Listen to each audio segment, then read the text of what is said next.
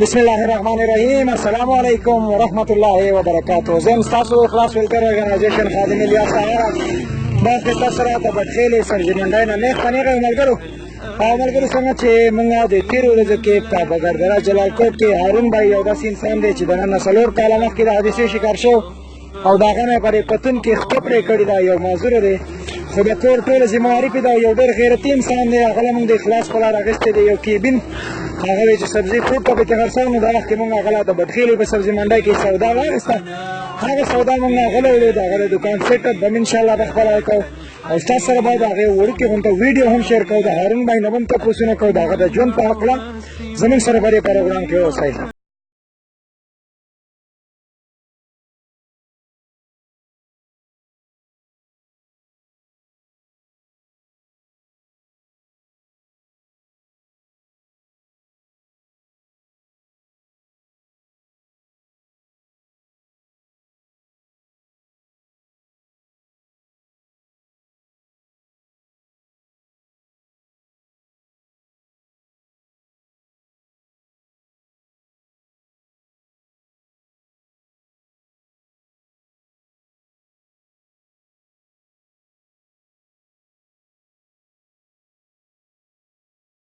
السلام علیکم ورحمت الله وبرکاته. زه یم ستاسو د اخلاص ویلفیر ارګنایزیشن خادم الیاس طاهر. دا وخت ستاسو سره د جلال کوټ بګردرې نه نیغ په نیغه یو ملګرو زما په شا باندې تاسو دا کیبین لیدی شئ. هارون بای له موږ دا کیبین نه وړی دی کوم چې په یوه خپه باندې معذوره دی.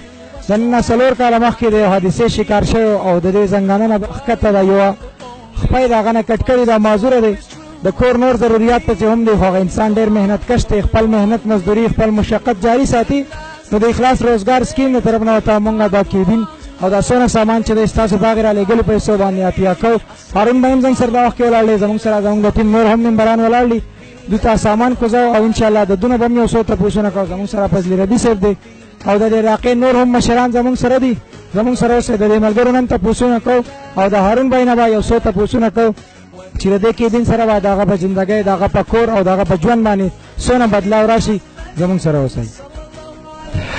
ښه ملګرو دا وخت کې مونږ د هارون بای په دوکان کې ولاړ یو. څنګه چې مونږ تاسو سره خبره کړې وه دوکان چې څونه وخت والا د اخلاص خادمانو تیار کړو.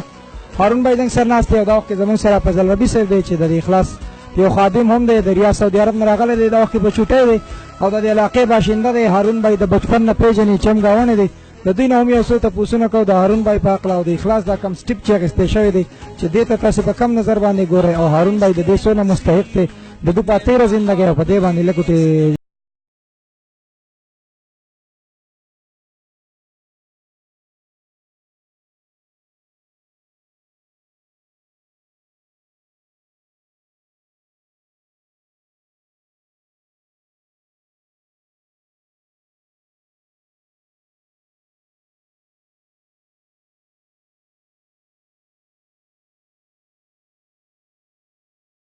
لکه د هغو خرچه مرچه چلول د کور کم اخراجات دي هغه دې پوره کولی نه شي. نو انشاءالله ستاسو ډېره مهرباني تاسو راغئ. د دې سره به انشاءالله دې دا کاروبار چې دې مخکې روان کړي د خیر الله دې طاقت ورکړي او ستاسو ټولو ملګرو ډېره مننه چې د زړه خواله راغلی او د ده سره امداد وکړو.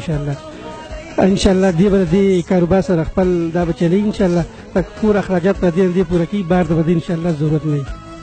ډېره مننه فضل ربي صاحب. الله دې خوشحاله او بل ده دا فضل ربي صاحب چې دوی تاسو ته خپلې خبرې وړاندې کړې. د هارون بای نن سره بل هم د کلي یو سماجي ورکر موجود دی.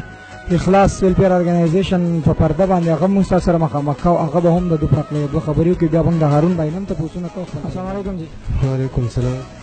ښه زموږ سره دا وخت کې تاج محمد صاحب ولاړ دی چې هغه هم د دې علاقې باشنده دی. د دونه به هم تپوسونه کوو. دا چې څنګه یو اخلاص ویلفیر ارګنایزیشن تنظیم دی غیر سیاسي تنظیم دی. مسافر د خپلو بچو د رزق نه یو نوڼی راشو کوي او هغه وایي چې داسې معذوره خلک سپین ږیرې په معاشره کې یو چینج راویستو باندې دغه دی چې لکه کم خلک معذوره دی مشران دی هغوی خپل یو روزګار کوي او چا ته سوالونه نیسي. نو خاص کر موږ په معذورو باندې یو روزګار سکیم روان کړی دی.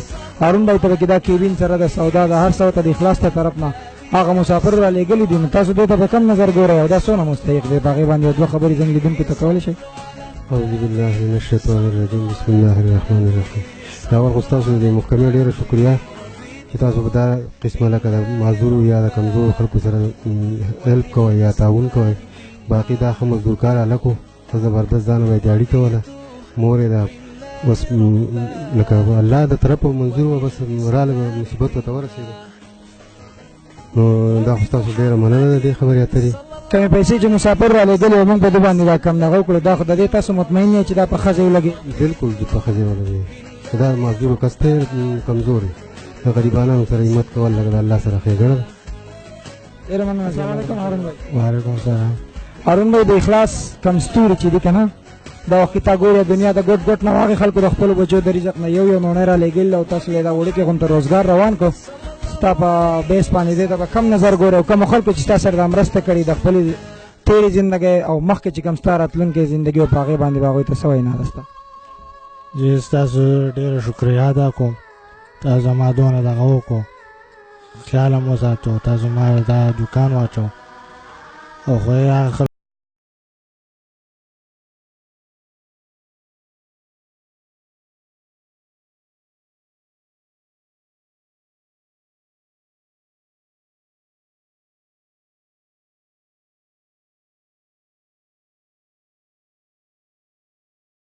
نو تاسو زما را زړه ویښ نه تاسو ته دوا خېږي یا تاسو ما دا دوکان واچو، زه په دې ډېر خوشحاله یم او زه په دې کې خپل کور هم ساتم، خپل هر څه پکې کوم نه کوم.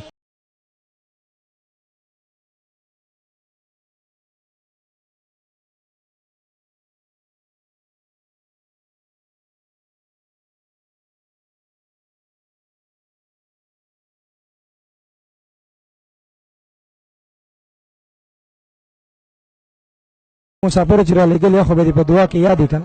ولې نه ولې به نه یاد، تر څونه حده پورې د قیامت ته ورځې پورې.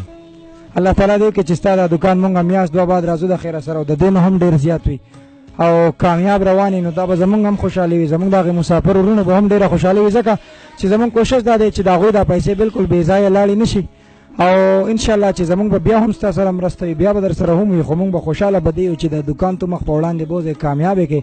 او زه په دې وخت کې د جلال کوټ بګردرۍ پیران ننګمالا په دې ایریا چې څونه هم خلک دي هغوی ته هم زه یو خصوصي میسج ورکوم.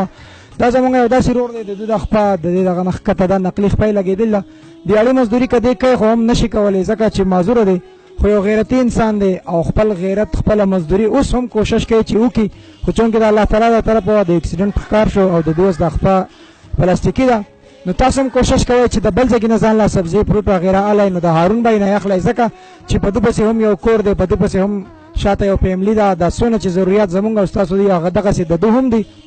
که چېرې د دوی دا دوکان کامیاب شي نو کومو مسافرو چې دا پیسې را لېږلي د هغوی دپاره به هم یو صدقه جاریه وي او هارون بھائی به په راتلونکي وخت کې چاته لاس هم ونه نیسي او چې کله هم په معاشره کې داسې انسان له څوک لاس ورکړي او دی الله تعالی مخ په وړاندې بوځي نو د هغه سره ډېر غټ احساس وي، دی به انشاءالله چې په راتلونکي وخت کې د خپل ځان په شان بیا د نورو خلکو سره هم مرستې کوي. هارون بھائی مونږ چې په دې لاره باندې راتلو نو د دې نه مونږ یو 3 کیلې خوړلې دي، نو ستا د دوکان اولنی کسټمر به هم زمونږ د اخلاص ته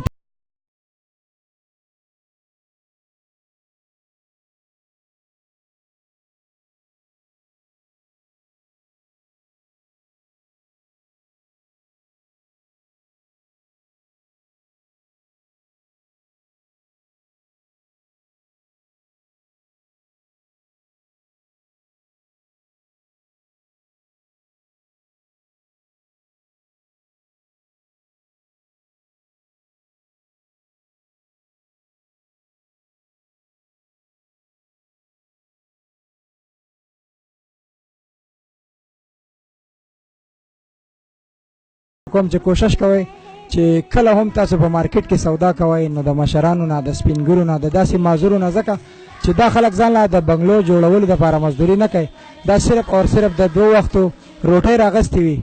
نو امید لرم او زما به د ټول نه غټه خوشحالي دا وي مونږ داسې پروګرامونه کړي چې 5 لاک روپۍ ورته هم ورغلي، والله حاضر په سر ګواه دی چې د هغې پروګرامونو نه زه ستا په دې وړوکې کیبین ډېر زیات خوشحاله یم، ځکه چې دا ستا د روزګار د رزق یو وسیله ده.